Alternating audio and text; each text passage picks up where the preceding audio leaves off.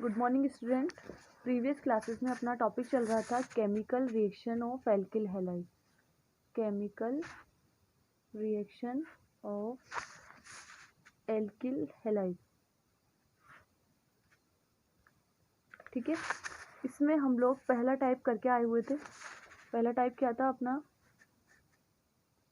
Nucleophilic substitution reaction, ठीक है। Nucleophilic substitution reaction करी थी अपन लोगों ने। उसके अंदर हमने जो पढ़ा था, जो हमारा क्वेश्चन आता है वो आता है इसकी मैकेनिज्म से।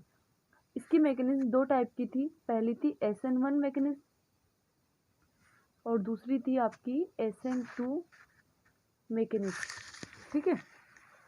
अब SN1 और SN2 जो मैकेनिज्म थी आपकी, उसके अंदर क्या बताते हैं? उसके अंदर ये तो होती है 2 स्टेप, जबकि 1 है, लेकिन कितने स्टेप मैकेनिज्म है? 2 स्टेप। और ये वाली 1 स्टेप मैकेनिज्म होती है। अब हमारा जो दूसरा टाइप है इन्हीं रिएक्शनों के अंदर, वो है बेटा एलिमिनेशन रिएक्शन। कौन सी रिएक्शन? Elimination reaction. यानी नाम से यहाँ पर पता चल रहा है एलिमिनेशन। एलिमिनेशन का मतलब है यहाँ से कोई एक ग्रुप, कोई एक मॉलिक्यूल बाहर निकलेगा। तो जो ये रिएक्शन है वो को करने के लिए आपको इन पॉइंट्स का ध्यान रखना पड़ेगा। सबसे पहले तो यहाँ पर 2 ग्रुप्स एलिमिनेट होंगे। 2 ग्रुप्स एलिमिनेट हो जाएंगे, ठीक है। उसके बाद अनसैचुरेटेड बॉन्ड का फॉर्मेशन होगा। क्या होगा? अनसैचुरेटेड बॉन्ड का फॉर्मेशन होगा, ठीक है। दो चीजें हो गई यहाँ पर। 2 बॉन्ड, 2 एटम का मतलब है 2 एटम या ग्रुप। या तो कोई भी एटम निकाल दीजिए आप, या फिर कोई 2 ग्रुप निकाल दीजिए, वो क्या हो जाएंगे? एलिमिनेट हो जाएंगे, ठीक है। उसके बाद आएगा आपका ये जो रिएक्शन होती है थर्ड, एल्कोहलिक KOH की प्रेजेंस में होती है। एल्कोहलिक KOH की प्रेजेंस में पॉसिबल हो पाएगी ये रिएक्शन, उसके बिना आप इस रिएक्शन को नहीं कर सकते। देन उसके बाद क्या होता है? इस रिएक्शन को अपन बीटा एलिमिनेशन के नाम से भी जानते हैं। Beta elimination reaction. क्या होती है बीटा एलिमिनेशन रिएक्शन? सबसे पहले आपको अल्फा और बीटा पहचानना चाहिए। देखिए बेटा, कोई भी कंपाउंड है, सपोज दैट RCHCl,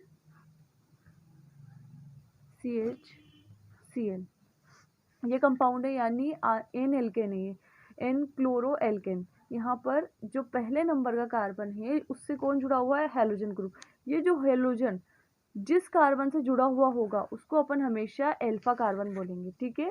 या तो कोई ग्रुप या कोई ऐसा रिएजेंट जो कि अपने आप में स्पेशल कैरेक्टर रखता है, वो कार्बन से जुड़ा होगा तो उसको अपन बोलेंगे अल्फा कार्बन। और उसके सम्मान में, उसके रिस्पेक्ट में पास वाला कार्बन क्या कहलाता है? Beta carbon. क्या कहलाता है पास वाला कार्बन? Beta carbon. तो आपको अल्फा और बीटा कार्बन के समझ में आ गया। तो बीटा एलिमिनेशन क्यों कहते हैं इसको? क्योंकि यहाँ बीटा कार्बन से हैलोजन रिमूव होता है। क्या रिमूव होगा? हैलोजन रिमूव होगा। हमेशा बीटा एलिमिनेशन रिएक्शन ही होगी, यानी बीटा कार्बन से हमेशा हाइड्रोजन निकलेगा, हैलोजन नहीं, हाइड्रोजन निकलेगा बीटा कार्बन से। और ये नहीं होगा कि अल्फा कार्बन से आप हाइड्रोजन निकाल दीजिए और अल्फा कार्बन से ही आप हैलोजन निकाल दीजिए। तो जो हाइड्रोजन निकलेगा ना, वो हमेशा बीटा कार्बन से निकलेगा। इसलिए इन रिएक्शनों को बीटा एलिमिनेशन के नाम से भी जानते हैं। और इन रिएक्शनों को एक दूसरे नाम से भी पहचाना जाता है, वो होता है बेटा डीहाइड्रोहेलोजिनेशन। Dehydrohalogenation reaction. कौन सी? Dehydrohalogenation reaction. अब देखिए क्या है, सबसे पहले तो था इसमें से 2 ग्रुप या एटम को एलिमिनेट करना है, अनसैचुरेटेड बॉन्ड का फॉर्मेशन करना है, अल्कोहलिक OH की प्रेजेंस में रिएक्शन करना है। बीटा एलिमिनेशन रिएक्शन के अंदर हाइड्रोजन रिमूवल होता है। हाइड्रोजन रिमूव होगा हमेशा बीटा कार्बन से, कभी भी अल्फा से हाइड्रोजन नहीं निकलेगा। इसीलिए इन रिएक्शनों को डीहाइड्रोहेलोजिनेशन रिएक्शन भी बोलते हैं। अब रिएक्शन कैसे होगी वो देखिए आप। ये आपका कंपाउंड दिख रहा है, इस कंपाउंड की रिएक्शन आप करवा दीजिए एल्कोहलिक KOH से। किससे? एल्कोहलिक KOH से करवा दीजिए आप इसकी रिएक्शन। तो आपका बनने वाला जो कंपाउंड होगा वो क्या होगा? देखिए, ये पूरा का पूरा ग्रुप निकल जाएगा, इधर से हाइड्रोजन, इधर से क्लोरीन। यानी अब आपके पास CH double bond CH, carbon की वैलेंसी कंप्लीट करने के लिए इधर जुड़ा हुआ है R और इधर है 2 हाइड्रोजन। तो इन कार्बन ने जो अपने HCl का मॉलिक्यूल इनके पास से बाहर निकला था, इन दोनों ने आपस में डबल बॉन्ड का फॉर्मेशन कर लिया, डबल बॉन्ड का फॉर्मेशन कर लिया। तो इसका मतलब है ये एलिमिनेशन रिएक्शन से आपको एल्कीन मिलेंगी। क्या मिलेंगी? एल्कीन। ठीक है। इसके बाद एक और अदर एग्जांपल देख लीजिए, जैसे कि आप क्लोरो एथेन देख लीजिए। क्लोरो एथेन कैसे लिखेंगे? CH2CH2Cl। वही आप HCl को रिमूव कर देंगे, ये देखिए ये HCl को हमने यहाँ से रिमूव कर दिया। किसकी प्रेजेंस में होगी? एल्कोहलिक KOH की प्रेजेंस में। क्या बनेगा? यहाँ से CH2 डबल बॉन्ड CH2, इसको बोलेंगे अपन एथीन, और साथ में आपका HCl का मॉलिक्यूल निकल जाएगा। ठीक है, ये रिएक्शन आपको ध्यान से करना है। एलिमिनेशन रिएक्शन में आपको दो ग्रुप या दो एटम का एलिमिनेशन करना है, और आपका जो प्रोडक्ट होगा वो एथीन के अंदर यानी अनसेचुरेटेड प्रोडक्ट होगा। पहले आपका सेचुरेटेड था प्रोडक्ट, अब जो बनने वाला प्रोडक्ट है वो अनसेचुरेटेड, क्योंकि उसमें क्या हो रहा है? डबल बॉन्ड का फॉर्मेशन हो रहा है। अब इसी रिएक्शन में हम क्या करते हैं, एक रूल आता है सेथ-जेफ रूल। कौन सा रूल? Seth-Jeff rule.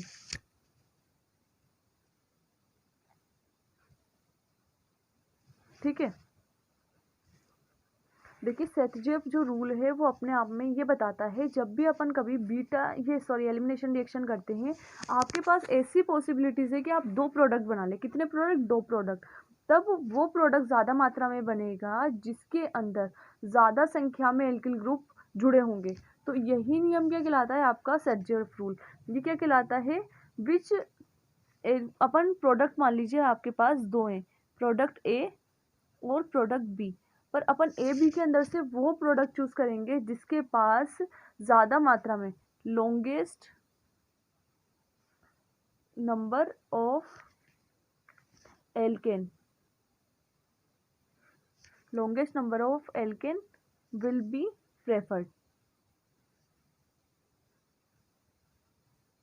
यानी जिसके अंदर एल्केन की जो लॉन्गेस्ट चेन होगी या लॉन्गेस्ट नंबर होगा, और उसके अंदर भी क्या देखना है? लॉन्गेस्ट एल्केन चेन के अंदर ज़्यादा से ज़्यादा एल्किल ग्रुप जुड़े हुए हों, लॉन्गेस्ट एल्किल ग्रुप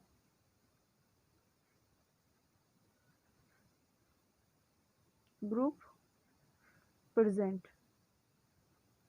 ठीक है, ये दो पॉइंट आपको याद रखना है सेथ-जेफ रूल में। यानी दो प्रोडक्ट बन रहे हैं आपके पास, ए और बी, तो आप कंफ्यूज में है कि ए मोस्ट प्रोबेबल प्रोडक्ट है या बी मोस्ट प्रोबेबल प्रोडक्ट है। तो हम क्या देखेंगे? पहले तो देखेंगे लॉन्गेस्ट नंबर की एल्केन चेन देखेंगे, उसके बाद देखेंगे हम जिसमें ज़्यादा से ज़्यादा लॉन्गेस्ट एल्किल ग्रुप प्रेजेंट होंगे, वही अपना सेथ-जेफ रूल के अकॉर्डिंग सही प्रोडक्ट होगा। अब हम इसको एग्जाम्पल के थ्रू समझते हैं। ठीक है, मान लीजिए देखिए अपना जो प्रोडक्ट है वो इस टाइप से है, CH3 CH CH2 CH3, और ये जो सेकेंड नंबर का कार्बन है यहाँ पर जुड़ गया ब्रोमीन। ठीक है, अब आप क्या करेंगे? एल्कोहलिक KOH की प्रेजेंस में इसकी रिएक्शन करवाएंगे। तो आप देखेंगे आपके जो प्रोडक्ट है वो दो टाइप्स के बनेंगे प्रोडक्ट आपके। पहला जो प्रोडक्ट बनेगा उसके अंदर CH3 CH2 CH double bond CH2, ये प्रोडक्ट बनेगा। एक प्रोडक्ट होगा आपका CH3 CH double bond CH3। यानी अब आपको पहचानना है इन दोनों में से कौन सा प्रोडक्ट ज़्यादा सफिशिएंट है या ज़्यादा प्रोबेबल है, कौन सा हमारा सब्स्टिट्यूटेड ज़्यादा अच्छा रहेगा। तो आप क्या देखेंगे? जैसे आप एल्कोहलिक रिएक्शन करवाते हैं, सेथ-जेफ रूल है, आपको पता है, यहाँ से ब्रोमीन, आप कंफ्यूज में है कि यहाँ से ब्रोमीन और यहाँ से हाइड्रोजन निकालें या फिर यहाँ से और यहाँ इन दोनों के बीच से निकालें। तो अपन को HBr का रिमूवल करना है, माइनस HBr निकालना है यहाँ से। तो आपके पास दो कंडीशन है, आप अल्फा कार्बन तो आपको पता है आपका ये वाला है, ये वाला। ठीक है, और बीटा कार्बन की दो पॉसिबिलिटीज है, या तो बीटा ये हो सकता है या फिर बीटा ये वाला हो सकता है, क्योंकि दोनों ही कहाँ है? अल्फा के पास है। तो आप उस कार्बन से हाइड्रोजन निकालेंगे जहाँ से ज़्यादा सब्स्टिट्यूटेड मिले। जैसे कि फॉर एग्जांपल अगर हम अल्फा के जस्ट पास वाले टर्मिनल कार्बन को इसको बीटा मानते हैं, तो आपका प्रोडक्ट बनेगा फर्स्ट नंबर वाला। ये प्रोडक्ट आपका फर्स्ट है, ये प्रोडक्ट सेकंड। उसमें देखिए आप जो एल्केन है वो 1 कार्बन पर बन रही है, जो सैचुरेटेड बॉन्ड है अनसैचुरेटेड वो कहाँ बन रहा है? कार्बन नंबर फर्स्ट पे, और एक लंबी चेन बन रही है। ठीक है, लेकिन अगर अपन लोग बीटा कार्बन को यहाँ वाले को मानते हैं, इस वाले कार्बन को, तब यहाँ पर अपन का 2 ब्यूटीन बनता है और 2 ब्यूटीन में 2 सब्स्टिट्यूटेड है, लेकिन यहाँ पर 1 ब्यूटीन बनता है और इसमें केवल एक ही सब्स्टिट्यूटेड जुड़ा हुआ है। तो अपना जो ज़्यादा स्टेबल प्रोडक्ट होगा वो 2 ब्यूटीन होगा और ये है आपका 1 ब्यूटीन। ठीक है, हमें बस यही फोकस करना है कि भाई अल्फा कार्बन के जस्ट पास वाला कार्बन बीटा है और बीटा के अंदर भी उस पॉसिबिलिटीज़ को देखना है जहाँ पर 2 सब्स्टिट्यूटेड है। अब 2 सब्स्टिट्यूटेड का मतलब डबल बॉन्ड के इधर भी एक CH3 CH ग्रुप है और डबल बॉन्ड के इस साइड भी एक CH3, लेकिन इसमें डबल बॉन्ड के एक ही साइड ग्रुप प्रेजेंट है, इसलिए 1 ब्यूटीन बहुत कम मात्रा में बनेगा। तो ये लगभग बनेगा 19% के करीब और ये वाला बनेगा आपका 81% के करीब। तो आपका ज़्यादा अच्छा प्रोडक्ट कौन सा होगा? Product number second.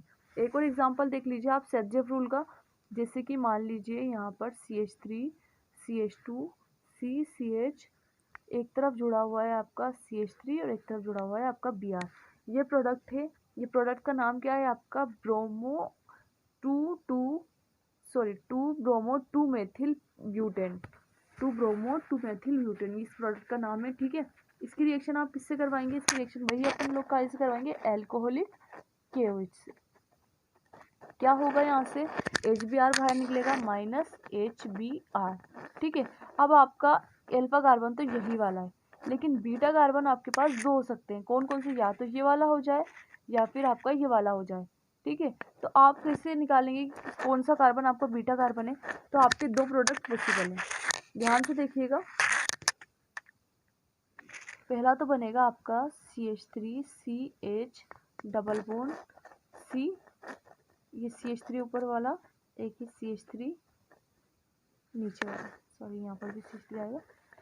और एक प्रोडक्ट आपका बनेगा इसी कंडीशन के अंदर CH3 CH2 C double bond CH2 CH3।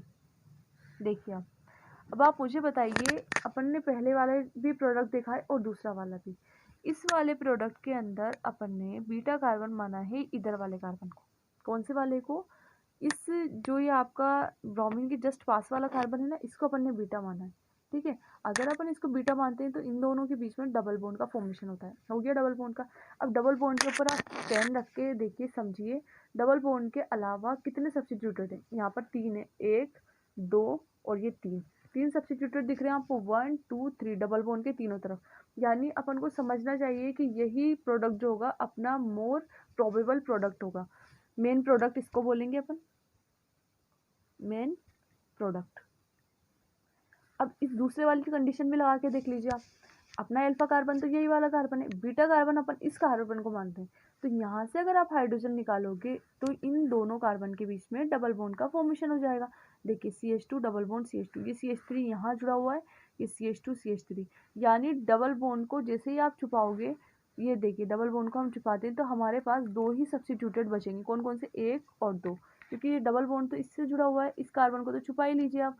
यहाँ से देखिए 2 सब्स्टिट्यूटेड है और यहाँ से देखेंगे तो हम 3 सब्स्टिट्यूटेड आपको दिखेंगे। तो अपना ये वाला प्रोडक्ट कहलाएगा आपका साइड प्रोडक्ट। ये कितने परसेंट बनेगा? ये लगभग बनेगा बेटा आपका ये वाला 82% के करीब और ये वाला आपका बनेगा 18% के करीब। तो आपको सेटजेफ रूल में क्या समझना है? सेटजेफ रूल में हमें समझना है कि सेटजेफ रूल वो एलिमिनेशन को प्रेफर करेगा जिसके अंदर ज़्यादा सब्स्टिट्यूटेड जुड़े हों एल्किन चेन से। तो यही अपना एक टॉपिक था, एलिमिनेशन रिएक्शन यहाँ कंप्लीट होती है। ठीक है, नेक्स्ट क्लास में हम नेक्स्ट टॉपिक के बारे में डिस्कशन करेंगे। Thank you.